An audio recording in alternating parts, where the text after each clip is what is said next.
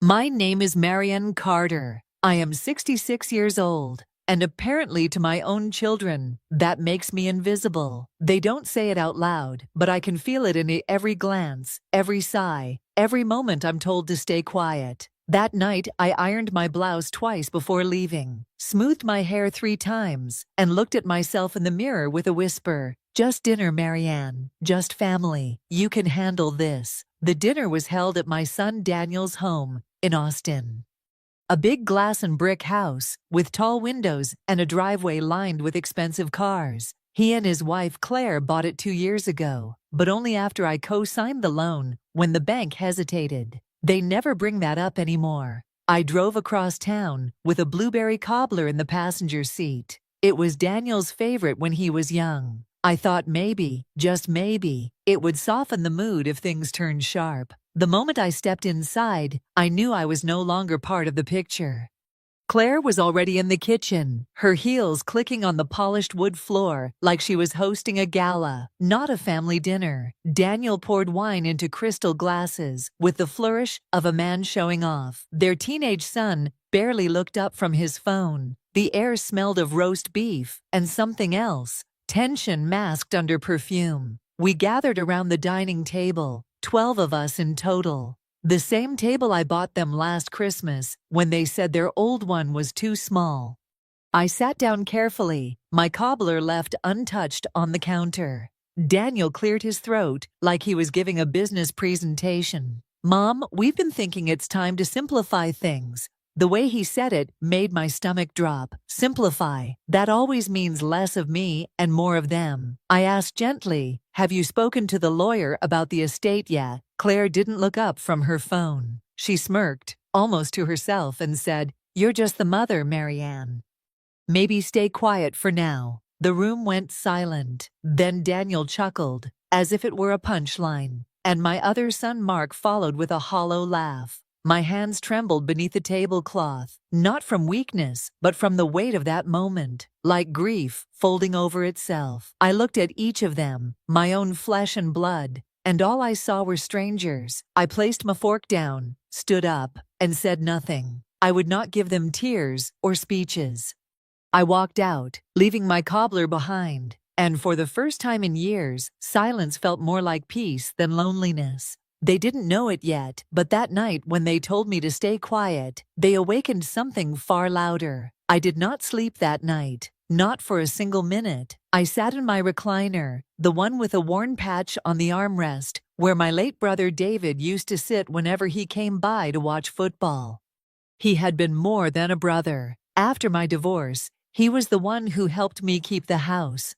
The one who stood beside me in court when my ex tried to take the children away. He was a lawyer, practical and stubborn, but he had a softness that showed only in moments when he thought no one was watching. The words from dinner echoed in my head. You are just the mother. Stay quiet. They landed heavier than any insult I had endured. My children had reduced me to a placeholder in my own life. Sometime around 2 in the morning, I got up because the silence was too thick. I wandered the hallway barefoot, trailing my fingers across the photographs on the wall. Family pictures from birthdays and graduations, each one smiling. Yet now all of them felt like someone else's memories. I stopped at the cabinet in the study. The one David once told me to leave, closed until the time was right. He had called it the no-go drawer, with that half-smile of his. After his sudden passing 3 years earlier, I never opened it. I thought he left me nothing but his memory, and a few old suits hanging in the closet. My hands shook as I pulled open the drawer. At first, it was the usual clutter. Passports, tax returns, yellowed birth certificates. Then I saw it, a thick white envelope pushed to the back, my name written on it in David's familiar handwriting. Just one word, Marianne. I held it like it might vanish if I blinked. David was never sentimental. He showed love by fixing things, by giving advice no one wanted to hear, but always needed. Yet here was a letter, meant only for me. I tore it open slowly. Inside was a single sheet of notebook paper and a stack of documents clipped behind it. The letter read, "If you are reading this, Marianne, then you were pushed too far. I knew it would happen. Your children love what you gave them, but they will never respect you until you hold the reins. So I made sure you have them. Everything tied to the family estate is in your name. House, land, accounts, all legal. They don't know. Don't hesitate. Don't let them shame you into silence. And if they try to strip you of what you built, fight harder than they can imagine. I pressed the paper to my chest and let out a breath I didn't know I was holding. My brother had seen this coming. He had given me not just protection, but power. For the first time in years, I did not feel small. I felt ready. By sunrise, I was already dressed. I pinned my hair back neatly, applied a thin layer of makeup, and buttoned the navy cardigan David had once said made me look unshakable. I tucked the envelope into my purse like a weapon and sat at the edge of my bed, waiting for the clock to strike 9. At exactly 8:59, I parked outside the office of Harold King. He had been our family's lawyer for over 30 years. He was there when I signed the divorce papers, when David updated his will, even when my youngest daughter needed advice on a rental dispute. He had always been steady, never warm, but steady in the way a mountain doesn't move even when storms do their worst. When I stepped inside, Harold looked startled to see me unannounced. His office smelled of old leather and coffee that had been reheated one too many times. He rose slowly, his silver hair catching the light from the window, and said, "Marianne, you look determined. I need you to see something," I said, pulling the envelope from my purse. For the next 2 hours, we sat at his heavy oak desk, the documents spread between us like a battlefield map. His expression shifted as he read each page. Surprise, then recognition, then something like respect. "Your brother was meticulous," Harold finally said, tapping the notarized seals with a blunt finger. "He restructured everything. The Carter home, the ranch outside San Marcos, the retirement accounts, even the oil cooperative shares, all of it transferred under your authority, effective immediately upon his death. Ironclad." My breath caught. I had expected scraps, maybe a token safety net. Not this, not the entire foundation. "So," I asked carefully, "what does that mean today?" Harold leaned back, folding his hands. "It means as of this very moment, Marianne, you hold full control. They cannot sell, withdraw, or claim anything without your authorization. Legally, you are the sole steward of the Carter estate. Your children," he hesitated, "are beneficiaries, but they have no power, not unless you grant it." I stared at the papers. "John, at the papers," the words blurring for a moment, as if my brain couldn't catch up. The same people who told me to sit it down and stay quiet had no idea their chairs were already gone. Harold's eye narrowed.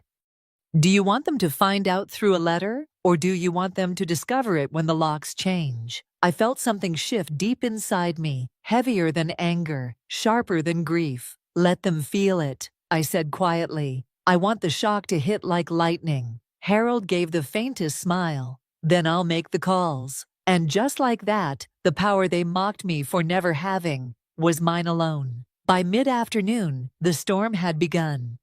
It started with a text from Daniel. "Hey Mom, weird question. Do you know why the ranch account is frozen?" I didn't reply. 5 minutes later, Claire's name flashed across my phone. I let it ring until it went silent. Then came another message, this time from my younger son Mark. "Mom, did you change something with the trust? None of our cards are working." I placed the phone face down on the kitchen counter and poured myself a cup of coffee.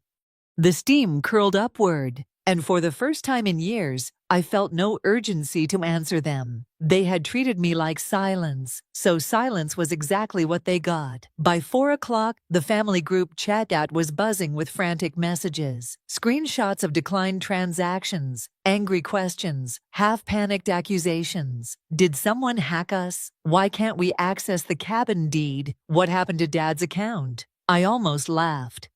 They thought it was a glitch, a system error, a mistake that could be fixed with one phone call. They had no idea the system itself now answered to me. At 5:12 p.m., I knew they would all be gathered again at Daniel's house, trying to strategize. I could picture it, wine glasses refilled, their voices sharp with entitlement. Claire pacing in her gold heels like she was in charge of a boardroom. I slipped the documents into a leather folder, straightened my shoulders, and drove across town. The late sun painted the sky pink and orange, but inside me everything burned cold. When I knocked on Daniel's door, he opened it with that forced smile he always wore when neighbors were watching. "Mom," he said tightly, "we were just talking about some issues. Come in." I stepped inside. The room smelled of overcooked roast and tension. Mark stood near the fireplace, arms crossed. Claire leaned against the counter, phone in hand, nails clicking like weapons. I placed the folder on the dining table and opened it slowly, page by page. "You're confused about the accounts," I said calmly. "You should read this." They leaned in, scanning the notarized seals, the signatures, the dates. Daniel laughed at first. "You can't just move money around like this. There's a trust board." "There is no board," I interrupted, my voice sharp enough to cut through the room. "Your uncle dissolved it last year." "You didn't read the fine print." Claire tried to snatch the paper, but I pulled it back. "This isn't a negotiation. It's a notification. As of yesterday, I hold every key, every deed, every account." For the first time in years, the room was silent while I stood in it. I closed the folder, lifted my purse, and said softly, "Next time you want to discuss my future, you'll need an appointment." Then I walked out, leaving them in the house they thought was theirs, but never truly was. 2 days later, Harold called me with a tone that made me sit down before he even said a word. "Marianne," he began, "there's something you need to see." I wouldn't wait on this. An hour later I was in his office again. The same heavy desk, the same blinds, rattling softly in the air conditioning. He slid a folder across the table toward me. The papers inside were a mix of bank statements, loan agreements, and property liens, all bearing one name in bold ink: Daniel Carter.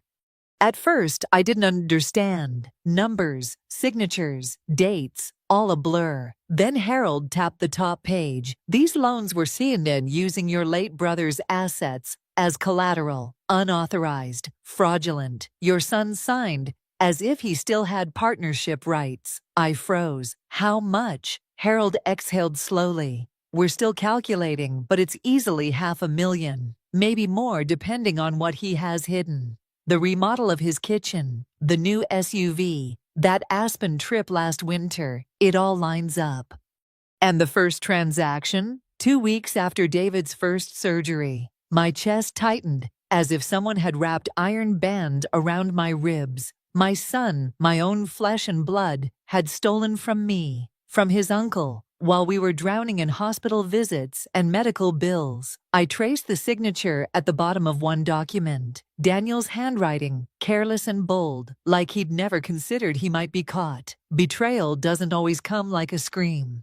Sometimes it comes like ink drying quietly in the dark. "Do you want to press charges?" Harold asked gently. "Or let the financial pressure close in first? Either way, you have the authority now." I stared at the stack of papers until the words blurred. I thought of Daniel as a boy, running barefoot through the backyard, his face lit up as he carried fireflies in a jar. Then I thought of the man at the dinner table, smirking as his wife told me to stay quiet. "I'm not pressing charges," I said finally, though my voice shook. "Not yet. Let him sweat. Let him watch the ground sink under his own feet." That night I spread the documents across my kitchen table. Like puzzle pieces, I labeled a new folder in thick black marker: firewood. Notes filled the margins: assets to sell, accounts to freeze, debts to call in. Daniel thought he had inherited a fortune he could burn without consequence. What he never expected was that the matchbook belonged to me. And I was ready to strike. I knew Daniel would not stay quiet. People like him never do. They don't apologize. They scramble. They twist the truth until they almost believe it themselves. But I didn't expect Claire to strike first. 3 mornings after Harold showed me the fraudulent loans, I found an envelope slid under my front door. No return address. My name written in rushed block letters. I thought maybe it was from my granddaughter Lily. She was the only one who still texted me, sweet messages late at night. But when I opened it, my stomach dropped. Inside was a copy of a psychiatric recommendation form, not signed, but highlighted in red around the words, "Capacity Evaluation Recommended." I had seen enough of Davidi's legal briefs over the years to recognize a setup. Someone was trying to prove I was mentally unfit to manage finances. It was their new loophole.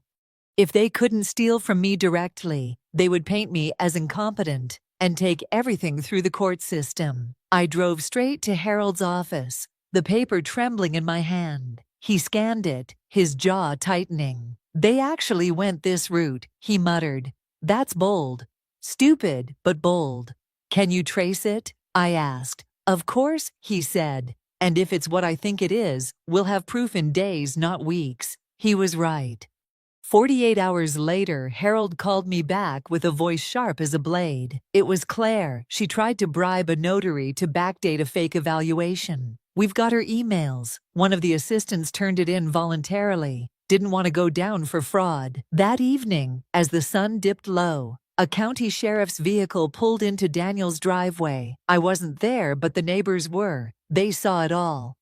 Claire was still in her yoga clothes when they cuffed her on the front steps, her voice shrill and cracking, as she screamed that it was all a mistake. She sobbed, shouted, pleaded, but the officers didn't flinch. The charges: forgery, fraud, attempted abuse of the court. Daniel stood helpless, trying to block the deputies, but one firm hand on his chest pushed him back. His face went pale as reality sank in. The neighborhood watched in silence, their whispers drifting like smoke.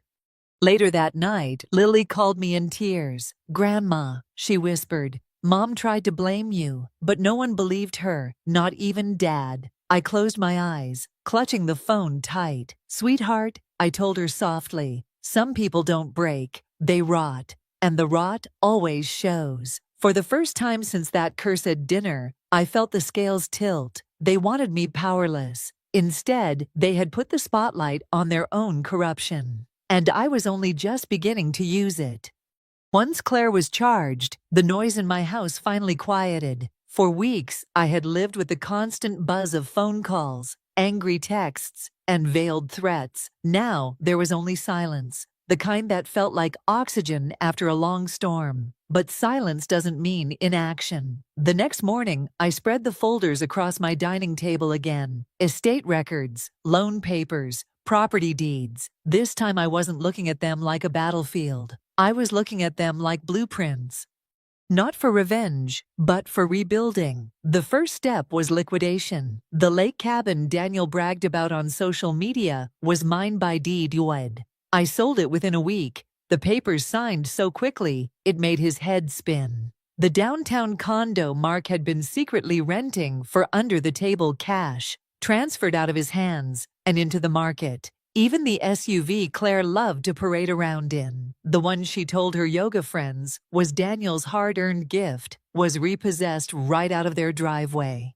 I didn't do it to humiliate them. I did it because rot spreads fast if you don't cut it out. When Harold asked me where I wanted the money to go, I gave him a list. Half was to be reinvested into safe accounts under my sole name. The other half was to seed a foundation I had been dreaming about since I found David's letter. I called it the Carter Second Chance Fund, a grant program for single mothers over 60 who had been pushed aside, cut out of decisions, or left scraping by after years of sacrifice. Women like me who had given everything and were told they were nothing. Applications poured in faster than I expected. Some came typed neatly with resumes and records attached. Others arrived as handwritten letters on lined notebook paper. The first one I read was from a woman in Oklahoma. Her children had emptied her savings account the week after her husband's funeral. She ended her letter with one line that pierced me. "I just want to know if someone still sees me." I approved her grant the same day, but not all my rebuilding was public. Some of it was deeply personal. I met Lily, my granddaughter, at the small white house with yellow shutters just outside of town. It was the one David always said reminded him of Grandma's place. I placed the deed in her hands. Her eyes filled with tears. I don't deserve this, Grandma. Yes, you do, I told her, because you never pretended, and because you saw me when no one else would. She hugged me tight, and for the first time in years, I felt what family was supposed to feel like. It wasn't revenge I was chasing anymore. It was legacy. A month later, an invitation arrived in my mailbox. No return address, but I didn't need one to know who sent it.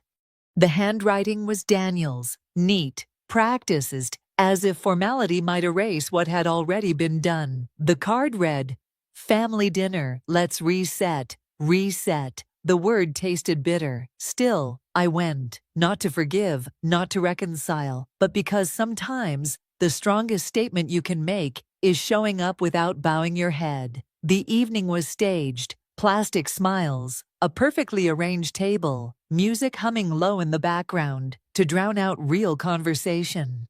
Mark stood near the window, fidgeting with his glass. Daniel sat at the head of the table, as if he still ruled it, but even his shoulders slumped with the weight of defeat. Claire wasn't there. Her plea deal required distance from me. That absence spoke louder than anything. I sat down calmly, my hands folded, my pearl earrings glinting under the light. Lily slipped into the chair beside me, her quiet presence steadier than any army. Daniel cleared his throat. "Mom, families go through storms. We've weathered ours badly, but maybe we can move forward." I set my glass down slowly. The room stilled. This isn't a storm," I said, my voice low but steady. "It's the consequence, and every one of you wrote it yourselves." You could have heard a pin drop. Mark looked at the floor. Daniel opened his mouth, but I raised a hand, and the words died before they escaped. "You told me I was just the mother, that I should stay quiet. But I wasn't quiet when I worked 3 jobs to keep food on this table. I wasn't quiet when I fought to keep this family together after your father left. And I will not be quiet now that I have taken back everything we built." I rose, my chair scraping softly against the polished floor. "This house, this land, this legacy, it is mine, not because I demanded it, but because I protected it when you only wanted to consume it. You are guests here, remember that." I didn't slam the door on my way out. I didn't need to. Silence followed me like respect finally earned. Outside, the Texas sky stretched wide and endless, the kind of clear evening my brother used to say was perfect for beginnings. As I walked to my car, I felt no anger, no triumph, just a steady peace that settled deep in my bones. The lesson was simple. Blood can betray you, money can corrupt you, but dignity, once you claim it, cannot be stolen. I was not just the mother anymore. I was the foundation. And this time, I was building on my own terms.